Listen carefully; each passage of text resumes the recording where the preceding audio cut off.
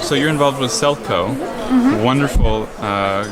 wonderful group doing tremendous work. I think they've been a finalist twice, right? That's right, yeah. So great recognition. Can you speak a little bit about it and what it does? Well, I think Selco is really one of the pioneer social enterprises, not only in India but around the developing world, that's really been focusing on bringing sustainable energy services to the poor. And particularly, I mean, the co-founder Harish Hande has always said, renewable energy services have been counted as too expensive for the rich in the US and other developed countries in OECD, but in fact they've been the most affordable type of energy services for the poor. And now we're seeing that we have amazing new opportunities as well.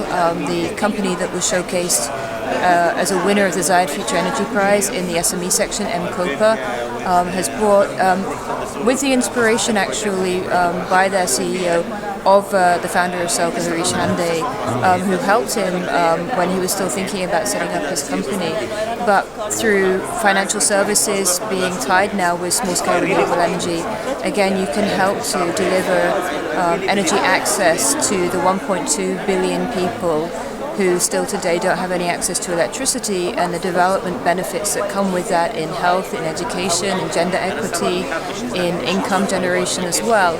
You can do it now affordably, you can do it sustainably, and you can do it with renewable energy as well. And I think that's just such an exciting message. And Selco have been doing this for many years, but they've never lost their ability to innovate. They're very innovative. They're always looking for new approaches, new products, new ways to bring these services to different populations, to help people do their work more effectively. So it's a great organization. I'm very proud to be on the board there. Yeah, it's lovely. I've written about it several times. It's a real leader.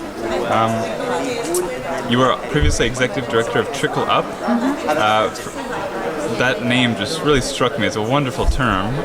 Could you speak a little bit about the term and also about the organization?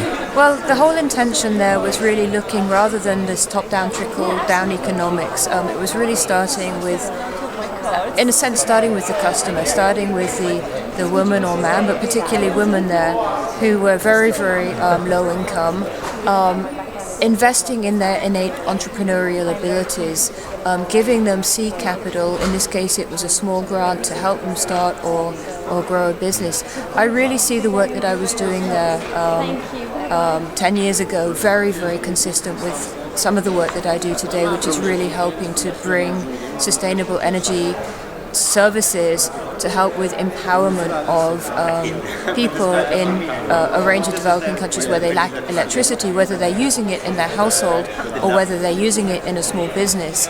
We find that in fact when people do have access to electricity, their household income is able to increase by about 10 to 15%. Selco has measured that metric over the years in their own company, and we see it in many other places as well, that in fact there is inherently a boost in income for the household when they get access to electricity. And the last one, the topic that a lot of people are curious about, the climate debates in Paris. What are your thoughts on how those are going, the preparation for that, and what will come from that? Well, I think there's been great progress with the US and China signing a bilateral agreement at the end of last year. I think that gives encouragement that the two largest global emitters have come to shared agreements about the way to tackle the issue. I'm actually very optimistic. However the world comes together in Paris, I think this week here in Abu Dhabi, looking at what's the innovation that's happening around the world in renewable energy, in energy efficiency and sustainability, that in fact we can gather the political will from people, from everyday people, really, to help set us on the track to a better path for our planet in terms of overall sustainability. We need the innovation that we can bring through business. We need the advocacy of everyday people with our governments, and we need the political will to be able to get something done. It's not so much about what countries are going to be giving up by reducing their emissions. I really think there's tremendous opportunity as well in terms of being able to tap into the creativity and innovation within the human spirit to be able to come together and tackle this. And I think we have to. I mean, we've heard already at this summit, there may be a plan B, there's no planet B. This is something that we can't neglect.